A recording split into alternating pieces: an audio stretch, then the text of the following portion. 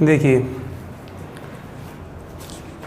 पिछली क्लास जो हमने देखी थी उसके अंदर हमने संज्ञा प्रकरण के अंदर माहेश्वर सूत्रों को देख लिया, प्रत्याहारों को देख लिया, और उसके साथ साथ में हमने जो त्रिमुनियों के परिचय हैं उनको देखा था। संभवतः आपकी समझ में आए होंगे। इसके बाद हम आगे चलते हैं। तो आगे हम बात करेंगे, जो तीसरा हमने यूनिट देखा था वहाँ पर वर्ण विचार का। हम यहाँ से आगे वर्ण विचार की बात करेंगे, और वर्ण विचार से संभवतः हम परिचित रहते हैं, लेकिन इनके जो प्रश्न आते हैं उन प्रश्नों के बारे में हम थोड़ा सा बात करते चलेंगे। कुछ चीज़ें ऐसी हैं वर्ण विचार के अंदर जो हमको थोड़ा सा कन्फ्यूज करती हैं, या जिनकी संख्या में हमको विवाद रहता है, तो हम वो विवाद को देखते चलेंगे। क्लियर क्या है, किसने कितने कहे, उस क्या संख्या बताई है, हम उस संख्या के बारे में बात करते चलेंगे। तो वर्ण विचार में हम जब बात करते हैं तो सबसे पहले नंबर आता है वर्णमाला का। हम वर्णमाला की बारे में पहले बात कर लेते हैं। वर्णमाला जो है वो स्वर और व्यंजनों पर आधारित है। हम जानते हैं कि वर्णमाला में स्वर और व्यंजन दोनों होते हैं। इस वर्णमाला में जो वर्णों की संख्या है, उस संख्या में थोड़ा सा हम हिंदी की बात कर रहे हैं या संस्कृत की बात कर रहे हैं, इस वर्णमाला में वर्णों की संख्याएं कुछ अंतर लेके चलती हैं। कभी कभी प्रश्न गलत हो जाता है कि हमारे दिमाग में, हम जब पेपर में बैठे होते हैं तो हिंदी की वर्णमाला दिमाग में आ जाती है, तो वहाँ वर्णों में और संस्कृत की वर्णमाला के वर्णों में अंतर रहता है। तो आप देख के प्रश्न करें कि वो पूछना क्या चाह रहा है, और ये दिमाग में रखें कि संस्कृत की वर्णमाला का प्रश्न है, क्योंकि कभी कभी हिंदी के चक्कर में हमारा प्रश्न भी गलत हो जाता है। इसलिए वर्णमाला संस्कृत की है, और संस्कृत की वर्णमाला जहाँ तक है वहाँ तक पूरी जो निर्भर है वो माहेश्वर सूत्रों पर ही है। आपको पहले बता दिया गया है कि माहेश्वर सूत्र में जो कुछ भी कहा गया है वर्णमाला को लेकर के वही मान्य है संस्कृत व्याकरण के अंदर। तो वर्णमाला में जो सबसे पहले बात करेंगे हम, वो करते हैं स्वरों की। शुरुआत वर्णमाला की स्वर से होती है। स्वर क्या है? हम सीधी भाषा में बात करें तो कह सकते हैं कि ऐसी ध्वनि जिसके उच्चारण में किसी अन्य ध्वनि की सहायता की आवश्यकता नहीं होती हो, अर्थात जो स्वतंत्र ध्वनि हो, वो स्वर कहलाते हैं। अब संस्कृत में इसको थोड़ा देखा जाए तो इसको हम परिभाषित कर सकते हैं स्वयं राजन्ते इति स्वराः। ये हम परिभाषा दे सकते हैं, स्वयं राजन्ते इति स्वराः, अर्थात जो स्वयं सुशोभित होते हैं वो क्या कहलाते हैं? स्वर कहलाते हैं। जो स्वयं सुशोभित हों, जिनको उच्चारण के लिए किसी अन्य ध्वनि की सहायता नहीं लेनी पड़ती हो, वो क्या कहलाएंगे? वो स्वर कहलाएंगे। अर्थात हम स्वरों को स्वतंत्र ध्वनि भी कह सकते हैं। जो स्वर हैं वो स्वतंत्र ध्वनि भी कहलाते हैं। इनको आप स्वतंत्र ध्वनि कह सकते हो क्योंकि ये स्वतंत्र है, इनके उच्चारण में किसी अन्य की सहायता की जरूरत नहीं पड़ती, इनका उच्चारण निर्बाध रूप से होता है, इसलिए स्वर कहलाते हैं। तो स्वर क्या हो गए? एक स्वतंत्र ध्वनि हो गए। इसके बाद हम बात करें कि जो स्वर हैं वो कितने हैं और इनकी संख्या हम कैसे निर्धारित करेंगे। तो ये जो हम वर्णमाला पढ़ रहे हैं, ये वर्णमाला हमारे पास दो प्रकार की है। दो प्रकार की वर्णमाला को देखें तो उसमें पहला प्रकार है माहेश्वरी परंपरा के आधार पर वर्णमाला, और दूसरा जो प्रकार है वो पाणिनीय शिक्षा के आधार पर वर्णमाला है। हम इसको थोड़ा सा देख लेते हैं। एक वर्णमाला है माहेश्वरी परंपरा पर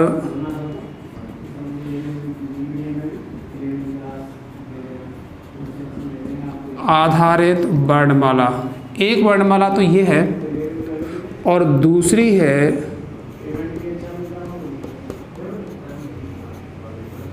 पाणिनीय शिक्षा पर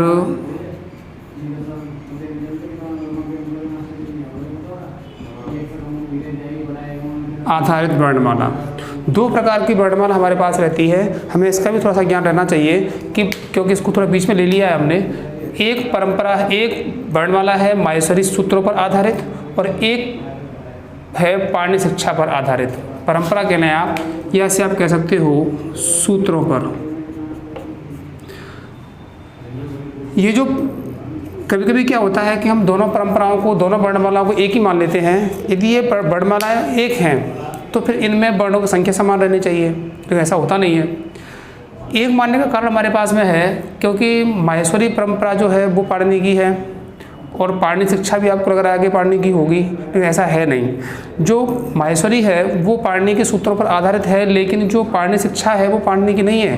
पाणिनि शिक्षा तो किसी ग्रंथ का नाम है, उस ग्रंथ को जो लिखा गया है वो किसी ऋषि मुनि ने पाणिनि के विषय को आधार बना करके लिखा था, जो वैदिक परंपरा पर आधारित है, जो वैदिक शिक्षा पर आधारित है। इसलिए दोनों में अंतर है। यदि ये दोनों एक होती तो वर्णों का अंतर आता, वर्ण समान आते। वर्ण समान आने का मतलब है कि ये माहेश्वरी परंपरा है, इसमें वर्णों की स्थिति देखी जाती है 9-33 अर्थात 42, और पाणिनि शिक्षा में देखी जाती है 21-22 प्लस 42 बराबर 63 या 64।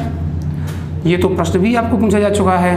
तो फिर दोनों यदि वर्णमालाएं एक ही हैं तो फिर वर्णों का अंतर नहीं होना चाहिए था। वर्णों का अंतर है, इसका मतलब है कि दोनों परंपराएं अलग अलग हैं, दोनों वर्णमालाएं अलग अलग हैं। तो ये भी अब आगे देखते चलेंगे। हम दोनों वर्णमालाओं की बात करेंगे, पाणिनि शिक्षा वाली बात करेंगे और माहेश्वरी परंपरा पर आधारित जो वर्णमाला है उसकी भी बात कर रहे हैं।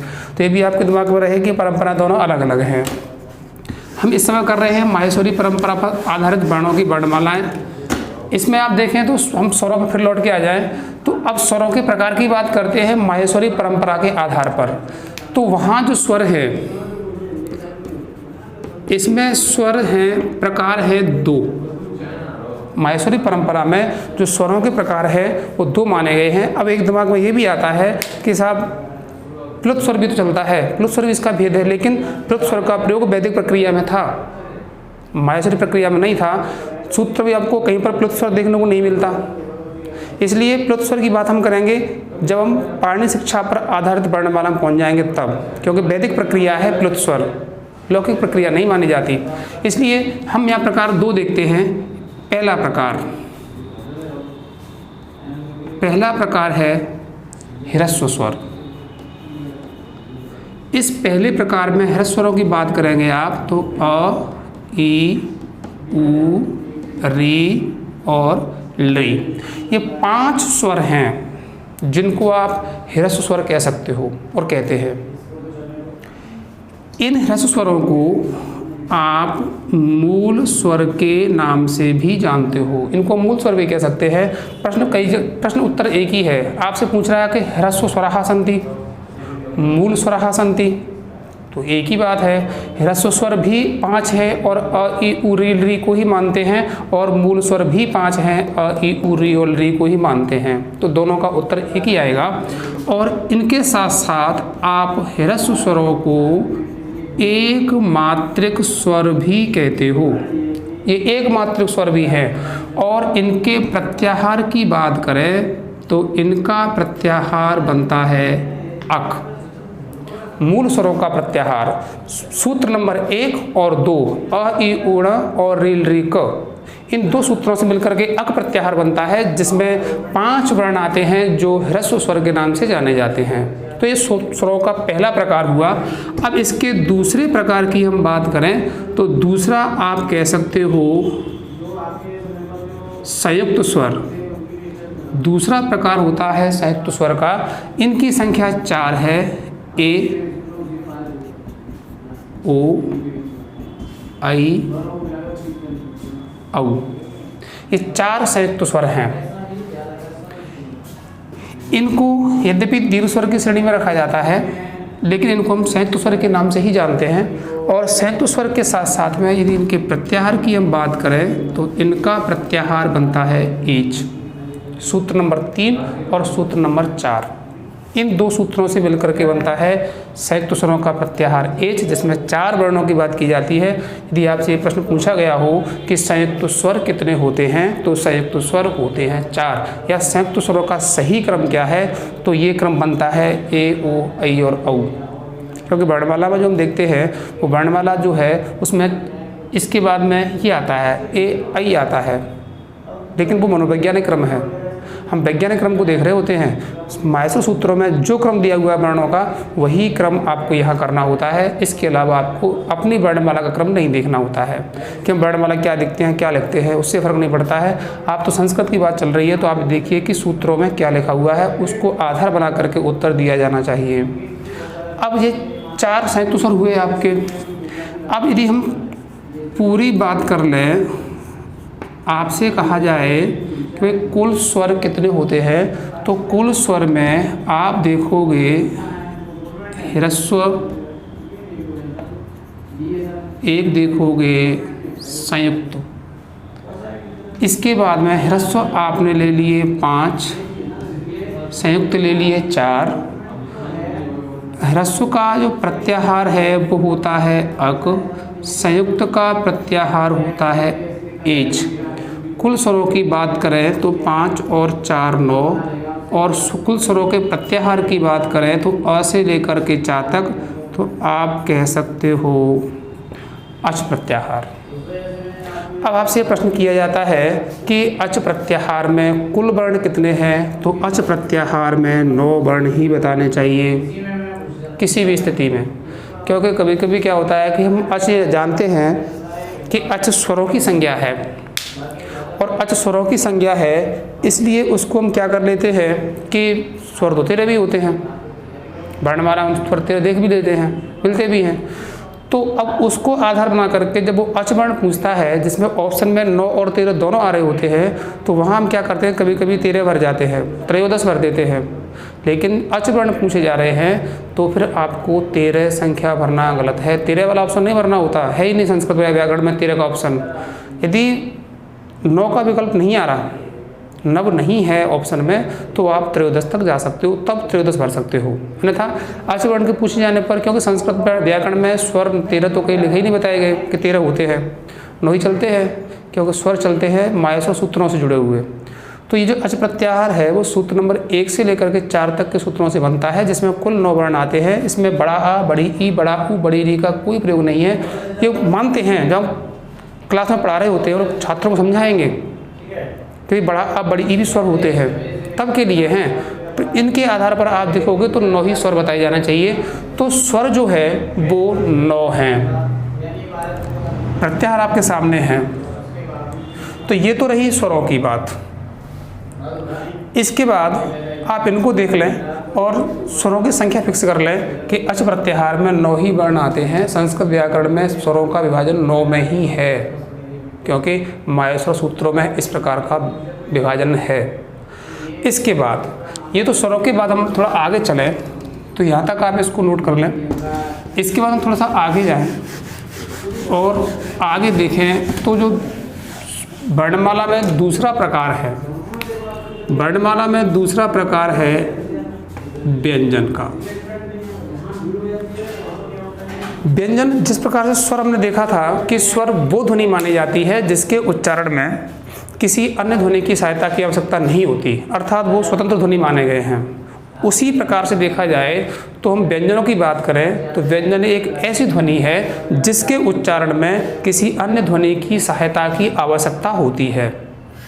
व्यंजन को आप चाहे तो बिना किसी ध्वनि के मिलाए, या हम ये कह लें कि बिना किसी स्वर के मिलाए आप व्यंजनों का उच्चारण नहीं कर सकते, कि इसीलिए व्यंजन को परतंत्र ध्वनि कहा जाता है। इसकी हम परिभाषा देखें, ऐसी ध्वनि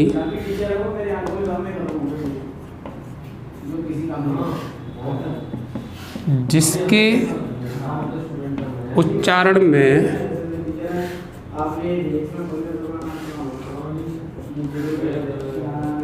अन्य ध्वनि की सहायता हो, सहायता लेनी पड़े, व्यंजन कहलाएंगे। या यम कह लें कि जिन वर्णों के उच्चारण में मुख के जितने भी अवयव हैं उनका पूर्ण रूप से स्पर्श करना पड़े, उनको हम स्पर्श करते हो तो वो व्यंजन कहलाते हैं। तो ऐसी ध्वनि जिसके उच्चारण में किसी अन्य ध्वनि की सहायता की आवश्यकता पड़ती है वो व्यंजन कहलाते हैं।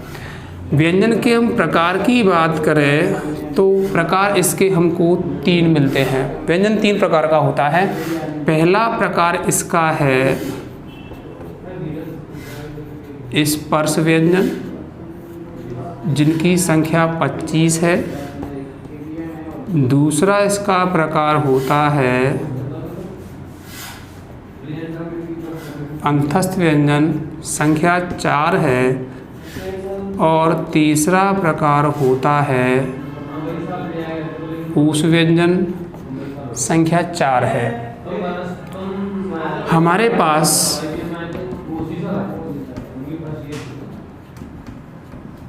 कुल व्यंजन इस हिसाब से हो गए 33।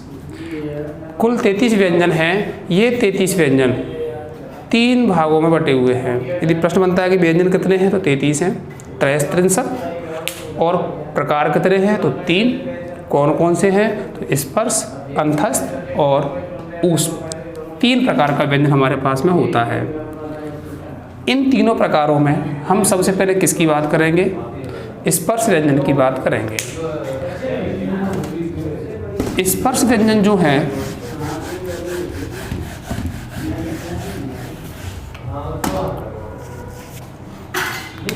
नंबर 1 आपको मिलेंगे स्पर्श व्यंजन। स्पर्श व्यंजनों की संख्या हम पहले देख करके आ चुके हैं, 25 है। स्पर्श व्यंजन वो व्यंजन माने जाते हैं जिनके उच्चारण में जो जीभ का अग्रभाग है वो मुख के भीतरी अवयवों का स्पर्श करके पूर्ण रूप से स्पर्श करता है, या जो अंदर से बाहर की ओर आने वाली वायु है वो मुख के अवयवों का स्पर्श करती हुई, घर्षण करती हुई बाहर आती है, तो वो स्पर्श व्यंजन कहलाते हैं। संख्या इनकी 25 है। हम वैसे बात करें तो का से लेकर के जो म तक के वर्ण हैं वो स्पर्श व्यंजन होते हैं, जिनकी संख्या 25 मानी जाती है। इन 25 वर्णों को हम 5 वर्गों में बांट लेते हैं। 5 वर्गों में से प्रत्येक वर्ग में 5-5 वर्ण आते हैं। ये आपको ज्ञान होना जरूरी है, क्योंकि संस्कृत में संधियों को देखना है तो हमको स्पर्श व्यंजनों का, अंतस्थ व्यंजनों का, ऊष्म व्यंजनों का ध्यान रखना जरूरी है कि कौन सा वर्ण कौन से वर्ग में आता है, कौन से नंबर पे आता है। इससे क्या होता है कि संधियों को समझने में समय कम लगता है और सही समझ में आ जाती हैं। नहीं तो पेपर हमको वर्णों को गिनना पड़ता है कि कौन सा वर्ण कौन से वर्ग में आ रहा है। तो ये सामान्य सी चीज़ें हैं जो लगभग सबको याद रहती हैं, लेकिन फिर भी हमारा ध्यान यहाँ से हट जाता है। अब 5 वर्ग कौन कौन से हैं तो आपको मिलेगा पहला वर्ग क वर्ग। इनमें आपको 5 वर्ण मिलेंगे। एक मिलेगा क, च, ट, त और प। 5 वर्ग हो गए। हमको 5 वर्णों की बात करनी है तो क, ख, ग, घ और ङ। नीचे हम हलंत का चिन्ह लगाएंगे। दूसरा वर्ग होता है च वर्ग। च, छ, ज, झ, य। तीसरा होता है ट वर्ग। ट, ठ, ड, ढ और ण। नंबर 4 आता है त वर्ग। त, थ, द, ध और न। 5वां आता है प वर्ग। प, फ, ब और भ और म। ये 25 वर्ण है जिनको आप स्पर्श व्यंजन कहते हो। इन 25 वर्णों में से 5 वर्ग बटे हुए हैं, क वर्ग, च वर्ग, ट वर्ग, त वर्ग और प वर्ग। हमारे पास 5 वर्ग होते हैं जिनके नाम आपको क, च, ट, त, प वर्ग के नाम से जानते हैं। इनमें ये वर्ण आते हैं, आपको पता रहे कौन से वर्ग में कौन सा वर्ण आता है। ये तो रही स्पर्श व्यंजनों की बात। इसके बाद इनसे संबंधित जो प्रश्न आते हैं वो हम देख लें। पहला क्या हो सकता है कि इन स्पर्श व्यंजनों को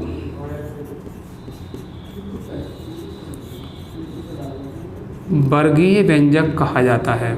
ये वर्गीय व्यंजक भी हैं क्योंकि वर्गों में बटे हुए हैं, इसलिए स्पर्श व्यंजनों को वर्ग पंचक भी कहा जाता है क्योंकि 5 वर्गों में बटे हैं, इसलिए इनको वर्ग पंचक कह लेते हैं। तीसरा, इनको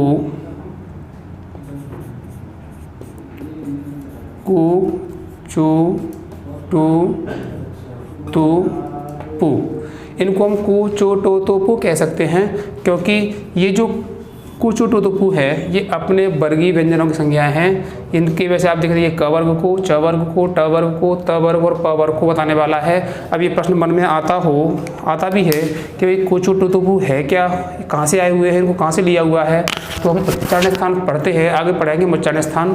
तो जो शुरू के 5 सूत्र है उच्चारण स्थानों के, उन 5 सूत्रों में से जो प्रत्येक सूत्र का दूसरा वर्ण है वो है ये वर्ण लिया, वहाँ से लिया हुआ है। उदाहरण के लिए अकुह विसर्जनीय नाम कंठ, तो अकु दूसरे नंबर का वर्ण है। इचयसानाम तालु, तो दूसरे नंबर का वर्ण है। ऋतु रसानाम मूर्धा, दूसरे नंबर का वर्ण है। ऋतु लसानाम दंता और उपु पद्मानिया नाम मुष्ठौ। प्रत्येक सूत्र के जो शुरू के 5 सूत्र है उसमें से प्रत्येक सूत्र का जो दूसरा वर्ण है वो है ये कोचोटोदोपु, और ये सूत्रों में अपने वर्गों को बताते हैं, इसलिए इनको हम वर्गीय व्यंजनों की संज्ञा के नाम से जानते हैं। तो ये बनता है कभी कभी कि कोचोटोदोपु क्या होता है, तो ये वर्गीय व्यंजनों की या स्पर्श व्यंजनों की संज्ञा है। इसके बाद थोड़ा सा आगे देखें तो नंबर 4 आप इनको कहते हो उदित वर्ण।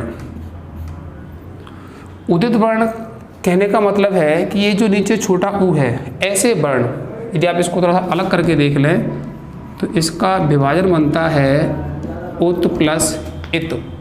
यहाँ उत का तात्पर्य केवल छोटे ऊ से है और इत का मतलब होता है लोप संज्ञा। ऐसे वर्ण जहाँ से ऊ की इत संज्ञा होती हो उनको उदित वर्ण कहा जाता है। तो इनमें से जब आप इसमें से ऊ की इत संज्ञा करोगे, इस इत संज्ञा कर दोगे, तो इसके बाद हमारे पास बचेगा क छ ट त प। तो ये अपने वर्गों का नाम हो गया। वही 5 वर्ग हमारे पास में रहते हैं क छ ट त प, इसलिए इनको हम उदित वर्ण के नाम से भी जानते हैं। उसके बाद हम इसको थोड़ा और देखें तो इनको कहा गया है कादयो मावसाना स्पर्शा। कादयो मावसाना स्पर्शा। कादयो मावसाना स्पर्शा का मतलब है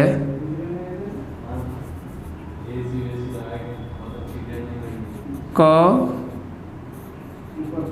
प्लस आदयो प्लस म प्लस अवसाना, मतलब क आदि से लेकर के माँ तक के जो वर्ण है उनको कादयो मावसाना कहा जाता है, और क आदि से लेकर के माँ तक के वर्ण कादयो मावसाना। इसका मतलब ये स्पर्श व्यंजनों की संज्ञा है। ये प्रश्न कई जगह देखा गया है, कादयो मावसाना कथ्यन्ते, तो स्पर्शा।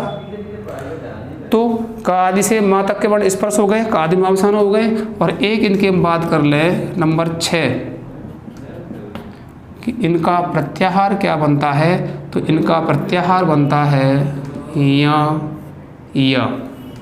ये भी याद रखने वाली चीज़ होती है। स्पर्श व्यंजनों का प्रत्याहार या होता है। सूत्र नंबर 7 से शुरू होगा और सूत्र नंबर 12 तक आएगा, जिसमें 25 स्पर्श व्यंजन आएंगे। अब आप पहले बता के आ चुके हैं आपको सूत्र में, हमने आपको बताया था कि स्पर्श व्यंजन कहाँ से और कहाँ तक होते हैं। तो ये प्रश्न बनते हैं स्पर्श व्यंजनों से जुड़े हुए। आपको इनको याद रखना होता है कि ये किसकी संज्ञाएं हैं और प्रत्याहार कौन सा होता है। ये तो इसकी बात रही।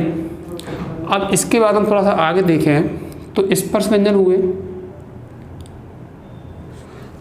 इसके बाद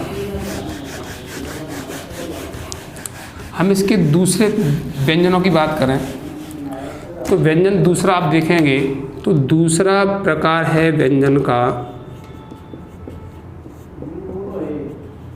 अंतस्थ व्यंजन। अंतस्थ व्यंजन का मतलब है कि जिनके उच्चारण में जो प्राणवायु है वो अंदर ही स्थित रहे, अंतः स्थ अर्थात अंदर स्थित हो।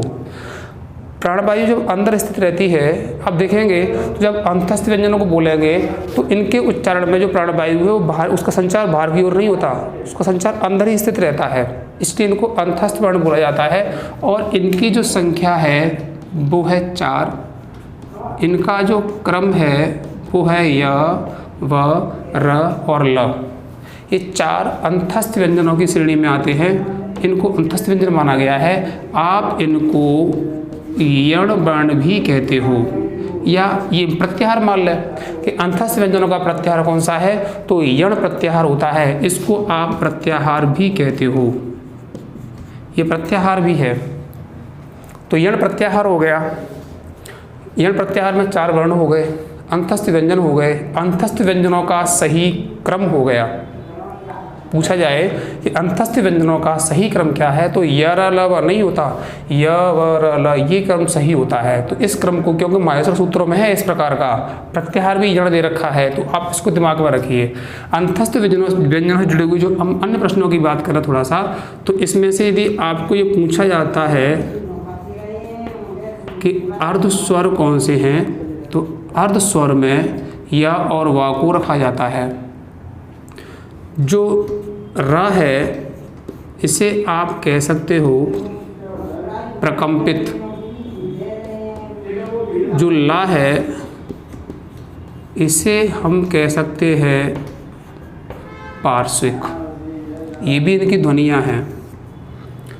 तो ये अंतस्थ व्यंजन हुई। अब इससे जुड़े जो एक आध प्रश्न और है वो हम आगे बात करेंगे, जो पाणिनि शिक्षा पर आधारित वर्णमाला है वहाँ आ जाएगा। यहाँ आप इसको दिमाग में रखिए कि अंतस्थ व्यंजन, क्योंकि ये प्रश्न तो कई जगह देखा गया है संस्कृत में ही कि अर्धस्वर कौन सा है, तो अर्धस्वर में य और वा को रखा जाता है। इसके बाद हम बात की हमने अंतस्थ व्यंजनों की। अंतस्थ व्यंजनों के बाद हम थोड़ा सा आगे जाएं, तो आगे जब आप देखोगे तो नंबर 3 पर हमको मिलेगा ऊष्म व्यंजन। संख्या इनकी भी 4 मानी जाती है। ऊष्म व्यंजन जो हैं वो 4 स, स और ह, ये 4 ऊष्म व्यंजन होते हैं। इन चारों ऊष्म व्यंजन को हम सल वर्ण के नाम से जानते हैं, या आप इनको कह सकते हो प्रत्याहार। सल प्रत्याहार है। सल प्रत्याहार में आने वाले वर्ण पूछ रहा है तो स स स ह, ऊष्म व्यंजन पूछ रहा है तो स स स ह, या ऊष्म व्यंजनों का प्रत्याहार कौन सा होता है तो स स स ह, यही प्रत्याहार बनकर इसका ही वर्ण आएंगे चारों। तो यहाँ तक आकर के ऊष्म व्यंजन हुए। यदि आपसे ये प्रश्न किया जाता है कि कुल व्यंजन, तो आप बता सकते हो स्पर्श, अंतस्थ प्लस ऊष्म। स्पर्श 25, अंतस्थ 4 और ऊष्म 4। प्रत्याहार यय, प्रत्याहार यण, प्रत्याहार सल। कुल की बात करें 33 और टोटल प्रत्याहार की बात करें तो हल। व्यंजनों का प्रत्याहार हल होता है, और हल प्रत्याहार में वर्णों की बात करें तो 33 वर्ण आते हैं, या कह लें कि आप सभी व्यंजन आते हैं। ये व्यंजनों का लेखा जोखा हुआ। यदि आप पूरी वर्णमाला की बात करें कि वर्णमाला में कुल वर्ण कितने हैं, तो वर्णमाला में कुल वर्णों की बात करोगे आप तो स्वर प्लस व्यंजन, या आप कह सकते हो अच प्लस हल। संख्या बता सकते हो 9 प्लस 33। आप कुल वर्णों के प्रत्याहार की बात करेंगे तो अ और ल, अल प्रत्याहार बनेगा, और वर्णों की बात करोगे तो 42 वर्ण होंगे। अब आपसे पूछा जाए कि अल प्रत्याहार में कुल कितने वर्ण होते हैं, तो अल प्रत्याहार में वर्ण होते हैं 42। ये कन्फ्यूजन दिमाग में नहीं रहना चाहिए कि अल प्रत्याहार में, क्योंकि कई जगह देखा गया कि 43 भर देते हैं। लेकिन अल प्रत्याहार तो स्वर और व्यंजनों का प्रत्याहार माना गया है। तो और स्वर संस्कृत फिक्स है 9 हैं और व्यंजन फिक्स हैं 33 हैं, तो यहाँ 43 वर्ण की गिनती हम नहीं कर सकते। वो तो अल प्रत्याहार स्वर व्यंजनों को लेकर के देखेंगे तो 42 वर्ण ही बताए जाने चाहिए। तो ये भी आपको ध्यान रखना है कि अल प्रत्याहार में 42 वर्ण हैं, 43 वर्ण नहीं है। यद्यपि सूत्रों में एक वर्ण की आवृत्ति हुई है, लेकिन वो वर्ण स्वर व्यंजनों की संख्या को नहीं बढ़ाएगा। वो तो प्रत्याहार, 2 अलग अलग प्रत्याहार के निर्माण के लिए हा की आवृत्ति हुई है, उससे वर्णों की संख्या पर फर्क नहीं पड़ना चाहिए। ये 43 नहीं होने चाहिए। यद्यपि अल प्रत्याहार सूत्र नंबर 1 से लेकर के 14 तक के ला को लेकर के बनता है, पर उसमें से हा की गिनती एक बार ही करनी है। तो ये पूरी वर्णमाला हुई, स्वर व्यंजनों की बात हुई। अब इसमें से आपको यहाँ तक देखेंगे तो स्वर व्यंजनों के प्रकार परिभाषाएं यदि पूछनी जाती हैं, आपको तो ध्यान रखना है वर्णों की संख्या पर, क्योंकि गलतियाँ वर्णों की संख्याएँ ही करवाती हैं, इसलिए संख्याओं को ध्यान रखें। एक छोटी सी बात हम थोड़ा सा और कर लें। ये तो स्वर व्यंजनों की बात हुई जो मूल हम पढ़ते हैं, इसी में से जुड़े हम एक छोटे से प्रश्न की बात और कर लें।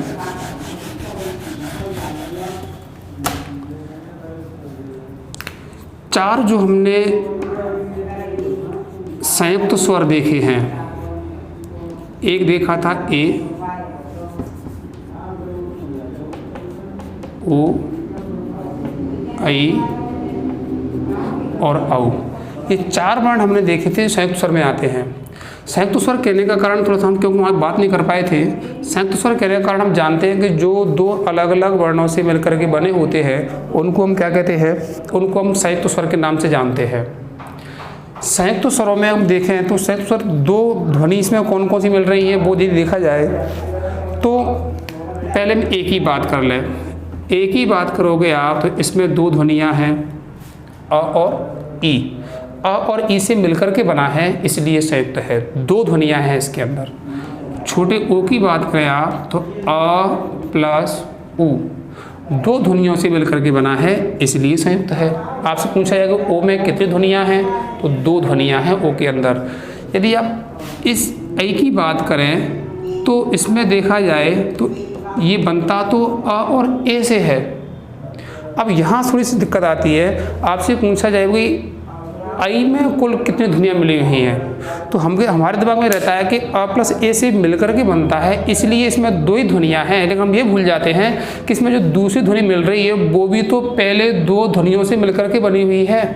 ए में भी 2 ध्वनियाँ मिली हुई हैं। तो इसका हम जो सही विभाजन करेंगे वो सही विभाजन होता है अ प्लस ई। ये है इसका मतलब जो आई है उसमें कुल कितनी ध्वनियाँ हो गई, 3 ध्वनियाँ। अ प्लस इन दोनों को जोड़ेंगे तो ए बनेगा और इन दोनों को जोड़ेंगे तो आई बनेगा। तो आई में जो है वो 3 ध्वनियाँ हैं और जो चौथी ध्वनि है ये भी आपको थोड़ा सा करता है कि अ और उ 2 ध्वनियाँ हो गई, लेकिन इसमें भी 2 ध्वनियाँ नहीं हैं। इसमें भी आई की तरह 3 ही ध्वनियाँ हैं, क्योंकि जो उ दे रखा है वो भी पहले से ही 2 ध्वनियों से मिलकर के बना है। सॉरी, अ प्लस ओ, जो ओ है वो भी पहले 2 ध्वनियों से मिलकर के बना हुआ है। तो आप इसका विभाजन करोगे तो इसका सही जो विभाजन बन करके आएगा वो अ प्लस उ। यदि आपने इसको ऊ लिखा हुआ है, यहाँ पर पहले ऊ लिख रहा था वो थोड़ा सा गलत था, आप इसको यहाँ ओ कर लें। अब छोटा ओ भी जो है वो अ प्लस ऊ से मिलकर के बनता है। इसका मतलब यहाँ भी कुल कितनी ध्वनियाँ हो गई, 3 ध्वनियाँ।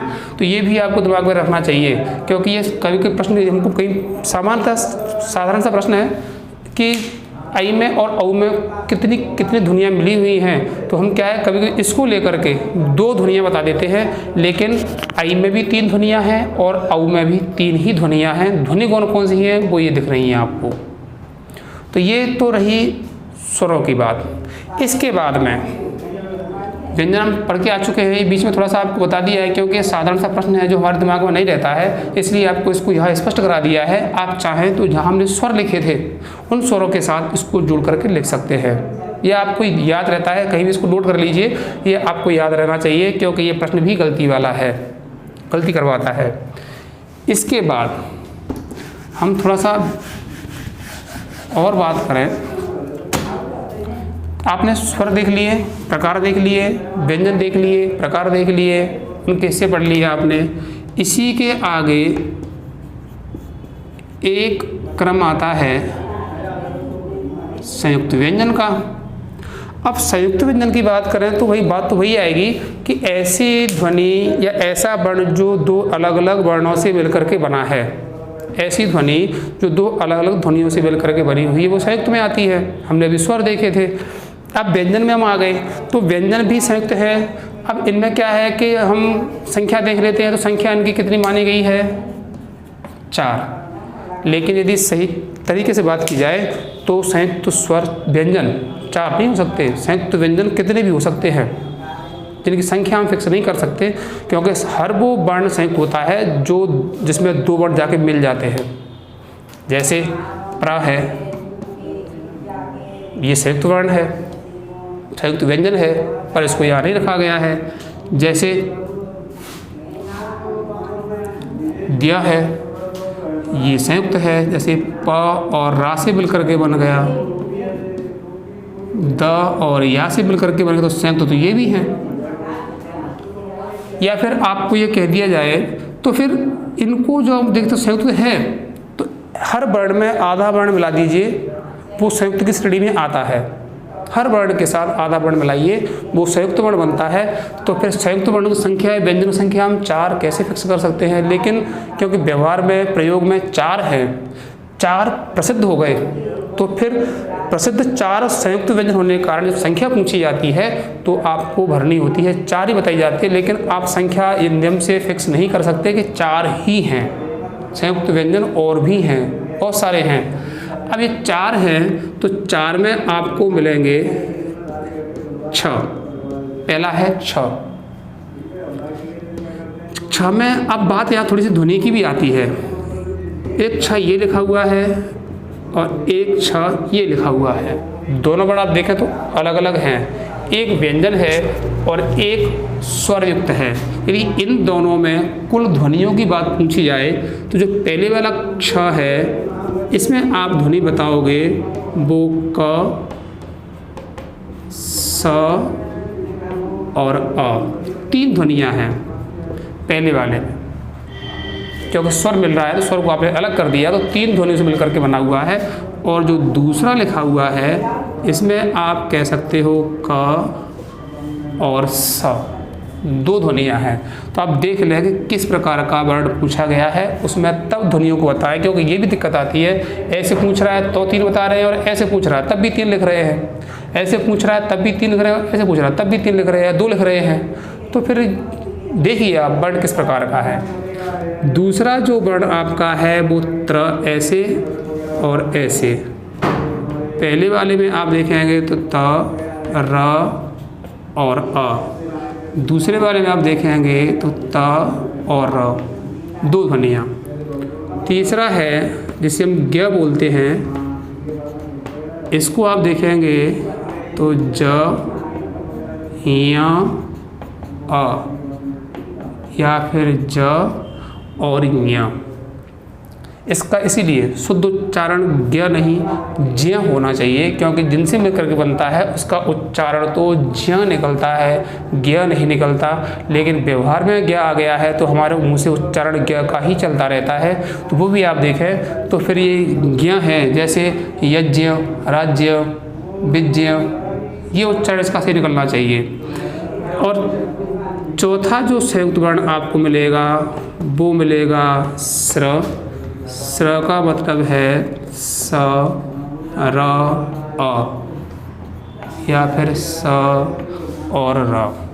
ये 4 संयुक्त प्रसिद्ध संयुक्त व्यंजन हैं, इसलिए उनकी संख्या को 4 बताते हैं। यदि वैसे पूछा जाए तो संयुक्त व्यंजनों की संख्या बहुत सारी है, वो हम संख्या 4 फिक्स नहीं कर सकते। तो यहाँ तक तो ये आपका व्यंजन हुआ जो आपको वर्णमाला मिल जाते हैं। लेकिन इन चारों व्यंजनों को जो हमने 33 पढ़े हैं उनमें साथ में नहीं जोड़ा जाता है, क्योंकि संयुक्त है इसलिए इनको अलग से रखा जाता है। तो ये उन 33 के साथ नहीं जा सकते, ये 4 व्यंजन अलग माने गए हैं। तो आपको यहाँ तक व्यंजनों की बात रही। अब इसके बाद में जो अन्य वर्ण हैं जो इसमें जुड़े हुए हैं, जो हमको आगे मिल जाते हैं, जिनका प्रयोग हमको पेपरों में मिल जाता है, उसकी हम बात आगे कर लेंगे। आपको यहाँ तक देखना है कि यहाँ तक जो भी दे रखा है वो आपके पास आपके सही तरीके से नोट हो जाए, क्रम से नोट हो जाए। संख्या दिमाग में रखनी चाहिए, क्योंकि आप केवल क्लास देख करके याद करोगे तो हो सकता है कि हम उस समय भूल जाते हैं, लेकिन यदि आप इसको साथ के साथ जो मेन चीज़ें हैं, मूल रूप संख्याएं जो हैं उनकी नोट कर दिया जाए तो वो आपके दिमाग में लंबे टाइम तक रहेगा। इसलिए अपने पेपर को नज़दीक देखते हुए, पेपर बहुत नज़दीक है, 26 सितंबर ज़्यादा दूर नहीं है, आने वाला है, तो फिर 26 सितंबर के हिसाब से आप तैयारी कर रहे हो तो इन सब चीज़ों को, जो मूल चीज़ों को नोट करके लिखिए और उसके बाद में उनको दिमाग में रखिए। संख्याएं जो आपको बताई जा रही हैं उन संख्याओं को दिमाग में रखिए, क्योंकि प्रश्नों की गलतियां जो होती हैं वो संख्याओं को लेकर के ही ज़्यादा होती हैं। इसलिए संख्या तो आपको हर जगह बताई जा रही है कि किसके हिसाब से कितनी है। तो आपकी जो क्लास है वो आज की यहाँ तक है।